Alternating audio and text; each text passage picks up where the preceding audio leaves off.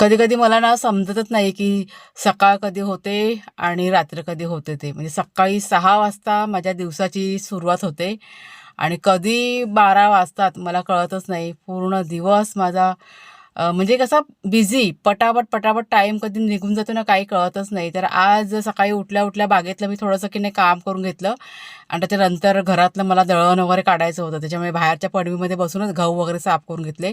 कुणाल आणि कुणालच्या बायांनी बागेतलं काम करायला सुरुवात केली.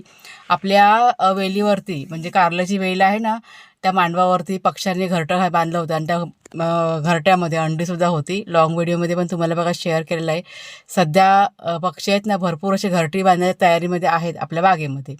त्याच्यानंतर दळणाचं काम करून घेतलं. आज नाश्ता स्किप केला सगळ्यांनी, म्हणजे काही बनवलंच नाही कारण खूप लेट झालं होतं. कलिंगड आणलेला मार्केटमधनं तोच सगळ्यांनी खाल्लेला आहे नाश्त्यामध्ये. आणि त्याच्यानंतर दळण टाकलं चक्कीमध्ये, आवरून घेतलं आणि मग दुपारच्या जेवणाची तयारी. भाजी वगैरे सगळं करून झाला होता. फक्त ही डाळ आहे ना, ती मला फोडणीला घालायची बाकी होती. पटकन फोडणीला घालून घेतली आणि त्याच्यानंतर 10 मिनिटं निवांत बसले आणि मग पुढच्या कामाला सुरुवात केली.